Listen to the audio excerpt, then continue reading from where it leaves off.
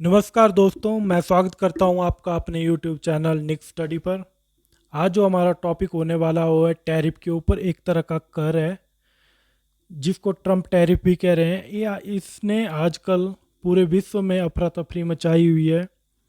Trump tariff जो है बहुत ज़्यादा प्रभावशाली हुआ है, जिससे में आजकल जो बाजार हैं वो कभी अप जा रहे हैं कभी डाउन जा रहे हैं। चलो हम सबसे पहले जान लेते हैं कि टैरिफ होता क्या है। टैरिफ एक प्रकार की ड्यूटी होती है या एक प्रकार का टैक्स होता है जो प्रत्येक देश किसी दूसरे देश के द्वारा जो भी चीज़ें उस देश में आ रही हैं उनके ऊपर एक तरह का टैक्स लगाया जाता है। ठीक है, ये प्रत्येक देश जो है अपने अपने देशों में अलग अलग तरीके से अलग अलग टैक्स लेते हैं।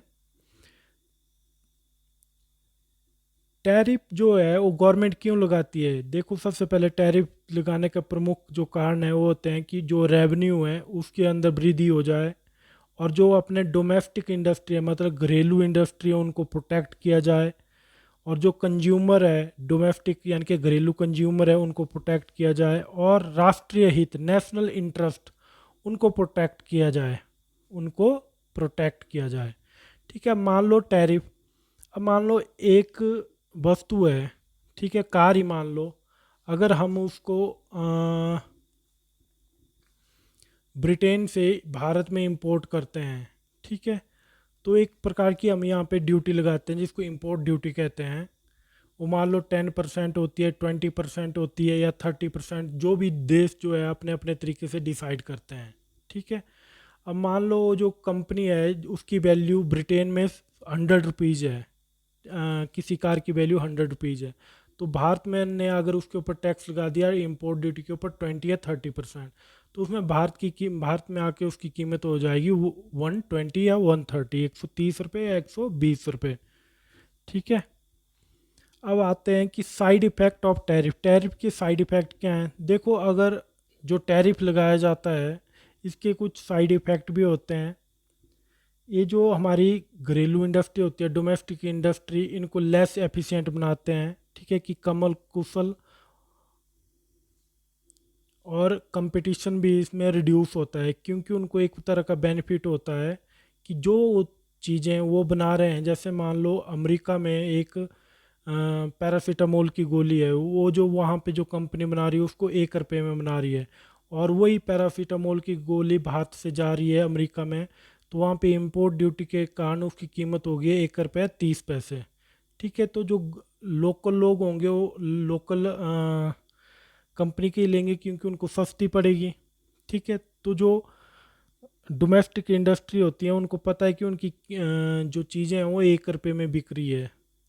ठीक है, और वो नवीन नवीन मतलब नए इनोवेटिव तरीके नहीं अपनाएंगे और कंपटीशन भी उनके लिए कम हो जाएगा।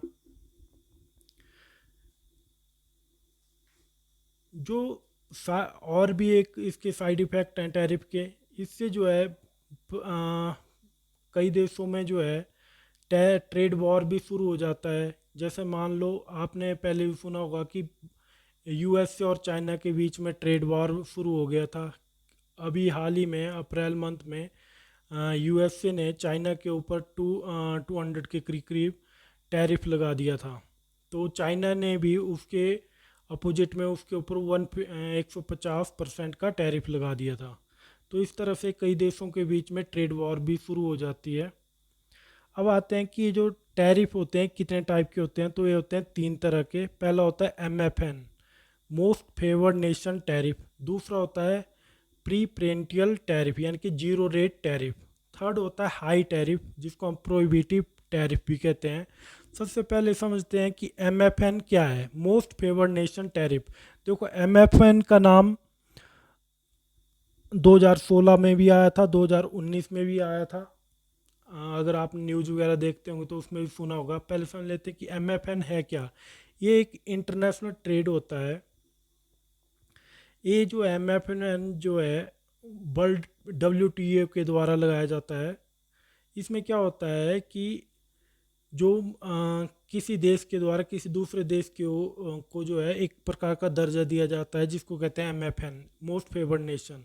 इसमें मान लो कि भारत जो है बांग्लादेश को कोई चीज़ 100 रुपये की बेच रहा है, ठीक है, तो वही चीज़ उसको पाकिस्तान को भी 100 रुपये में ही बेचनी पड़ेगी, क्योंकि भारत में F1 का दर्जा पाकिस्तान को भी दिया हुआ था। ठीक है, तो इसमें MFN के थ्रू जब किसी देश को ये वाला दर्जा दिया जाता है तो किसी के साथ कोई भी डिस्क्रिमिनेशन नहीं की जाती है। ठीक है, और इसमें होता क्या है, MFN का दर्जा जब दिया जाता है तो इसमें कुछ स्पेसिफिक ट्रेड बेनिफिट दिए जाते हैं। ठीक है, भारत ने पाकिस्तान को 1996 में 1996 में MFN का दर्जा दिया था, और 2019 में भारत ने MFN का दर्जा पाकिस्तान से वापस ले लिया था। अब जब भारत ने MFN का दर्जा लिया था, वापस लिया, तो यहाँ पे जो टमाटर 40 रुपये पे थे, तो पाकिस्तान में उनका रेट 200 रुपीज़ चला गया था।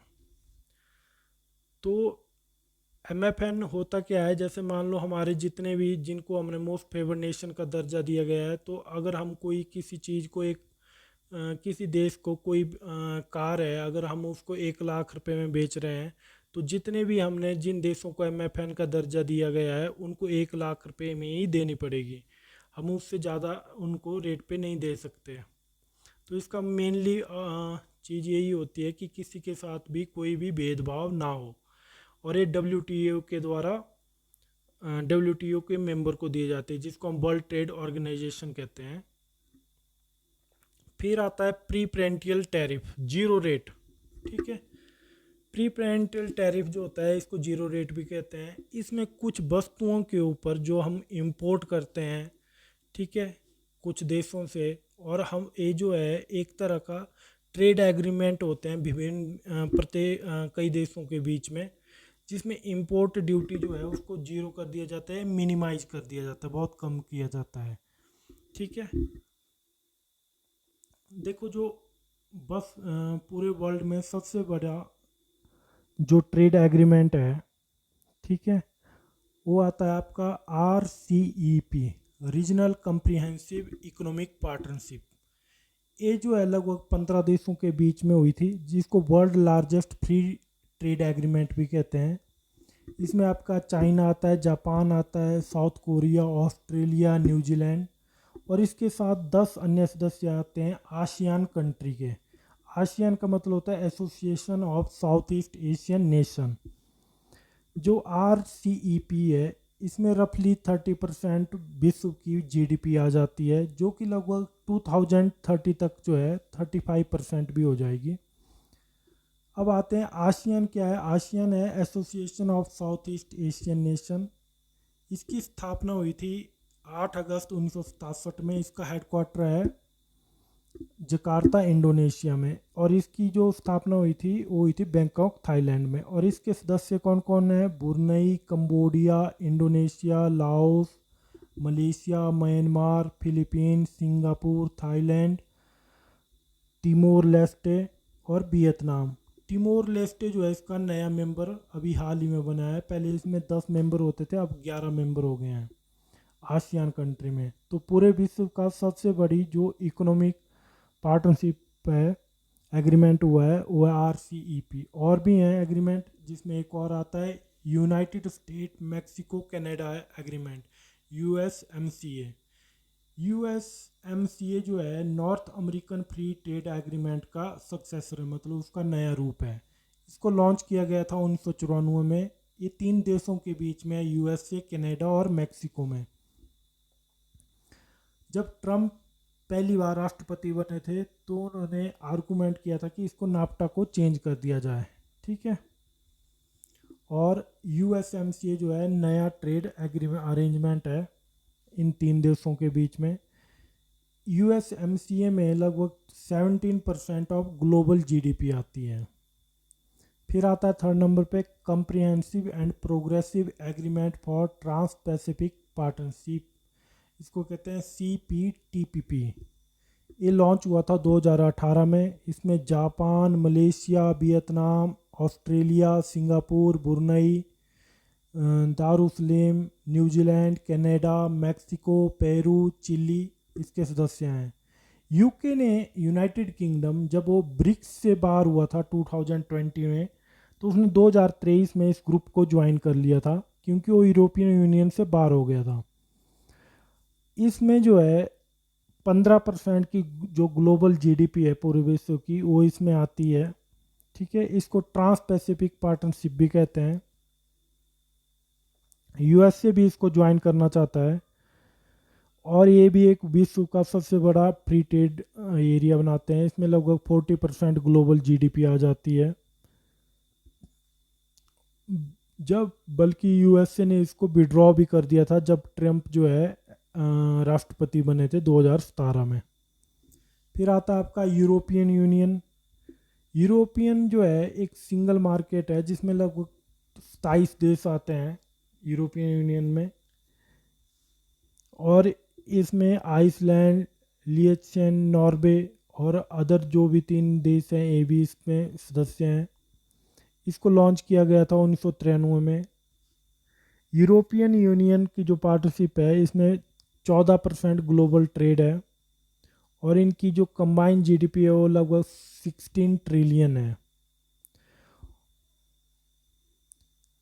इसके कारण यूरोपियन यूनियन को वर्ल्ड विश्व का थर्ड लार्जेस्ट इकोनॉमी भी कहा जाता है, जो कि चाइना और यूएसए के बाद तीसरे नंबर पे आती है। ठीक है, फिर आता है साउदर्न कॉमन मार्केट मर्कोसर। मर्कोसर को की स्थापना 1991 में हुई थी। इसमें जो सदस्य हैं वो अर्जेंटीना, ब्राज़ील, पेरुगे, उरुग्वे। वेनेजुएला ने इसको 2012 में ज्वाइन किया था और 2016 में इसकी सदस्यता इन्होंने सस्पेंड कर दी थी ड्यू टू ह्यूमन राइट के कारण। और सदस्य हैं इसके Suriname, Guyana, Colombia, Peru, Chile. ये इसके एसोसिएट स्टेटस है इन देशों को प्राप्त। 2021 में इसकी जो ग्लोबल जीडीपी है वो है $2.2 ट्रिलियन। वर्ल्ड बैंक के अकॉर्डिंग इस ग्रुप को जो है विश्व की 5th लार्जेस्ट इकोनॉमी भी कहा गया है। फिर आता है थर्ड नंबर पे हाई टैरिफ, जिसको प्रोहिबिटिव टैरिफ कहते हैं। इसका प्रोहिबिटिव का मतलब होता है रोकना, निषेधात्मक टैरिफ। इसको उच्च टैरिफ भी कहा जाता है। ये जो भी दूसरे देशों से आयात की जाती है वस्तु उनके ऊपर लगाया जाता है। इसका मेन मकसद यही होता है कि उस देश से उस व्यापार को रोकना या कम कर देना, बिल्कुल मिनिमाइज करना। आपने सुना होगा अभी हाल ही में चाइना ने यूएसए ने चाइना के ऊपर 200% टैरिफ लगा दिया था। ठीक है, अब आते हैं, देखो ये जो टैरिफ है ये अभी आजकल क्यों न्यूज़ में चला हुआ, तो जो यूएसए के राष्ट्रपति हैं डोनाल्ड ट्रंप, उन्होंने विभिन्न देशों के साथ जो है अलग अलग अलग तरह के टैरिफ लगा दिए हैं। सबसे पहले समझते हैं जो प्रमुख देश हैं वो कितना यूएसए में इंपोर्ट करते हैं। ठीक है, कितना यूएसए को एक्सपोर्ट करते हैं, शेयर ऑफ यूएसए इंपोर्ट। देखो यूरोपियन यूनियन जो है जो अपनी चीज़ें हैं यूएसए को कितने परसेंट बेचती हैं, सो लगभग 18.5%, यानी कि 18.5%। ठीक है, और जो इनके ऊपर टैरिफ रेट थी पहले वो थी 20%। और अब जो न्यू रेट आ रही है जो यूरोपियन यूनियन के ऊपर आ रही है वो है 30%। चाइना के ऊपर, चाइना का जो शेयर है जो यूएस से इंपोर्ट करता है चाइना से, वो है लगभग 13.4%। मतलब चाइना जितना भी सामान यूएसए में बेचता है वो लगभग 13.4% है यूएसए की टोटल इंपोर्ट से। और चाइना के ऊपर जो प्रीवियस टैरिफ रेट था वो था 34%, फिर बाद में 145% किया और अभी हाल ही में इसको कम, जब इन दोनों देशों के बीच में नेगोशिएशन हुई तो इसको 30% कर दिया गया है। जापान के ऊपर 4.5%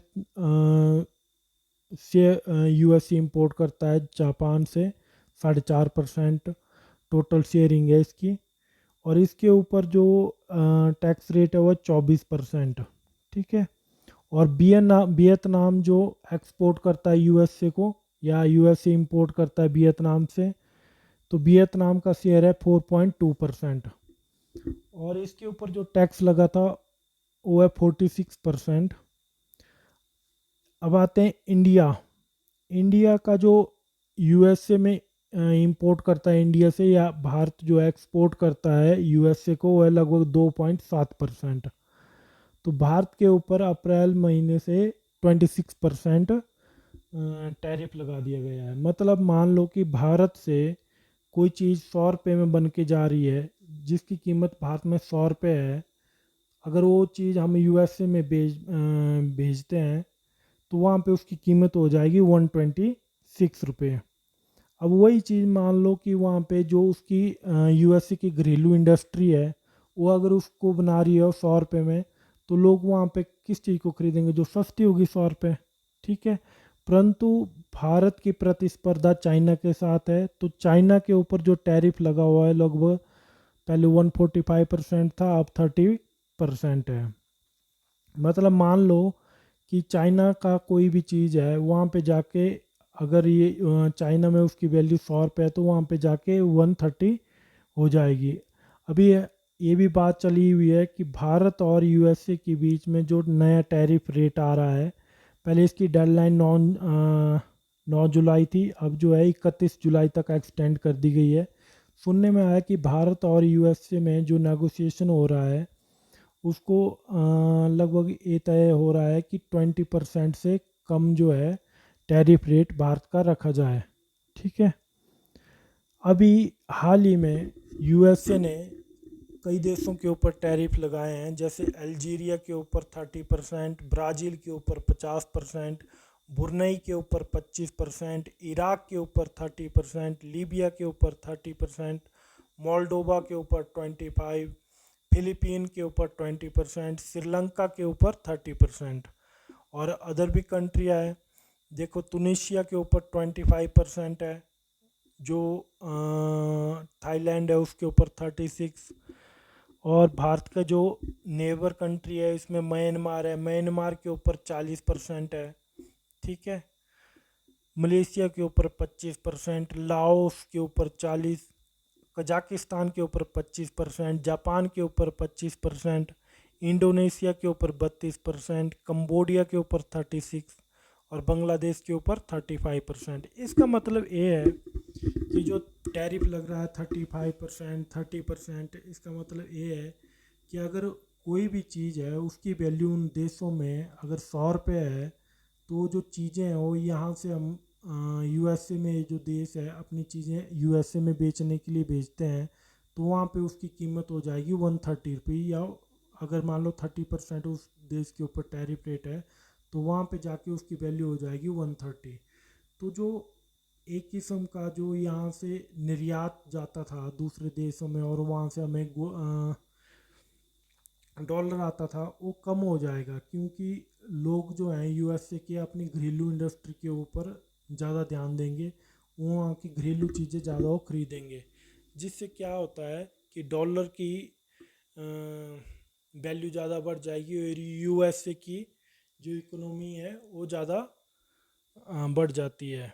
बाकी देशों में जो है, हो सकता है कई देशों में टैरिफ के कारण उनके व्यापार में बहुत ज़्यादा नुकसान हो उनको, या कईयों की जीडीपी, कई देशों की जीडीपी में भी इसका फ़र्क देखने को मिल सकता है। तो यूएसए के द्वारा जो नए टैरिफ रेट है, इन्होंने काफ़ी देशों की जो अर्थव्यवस्था है उसके ऊपर काफ़ी ज़्यादा प्रभाव डाल रहा है। ठीक है, धन्यवाद दोस्तों।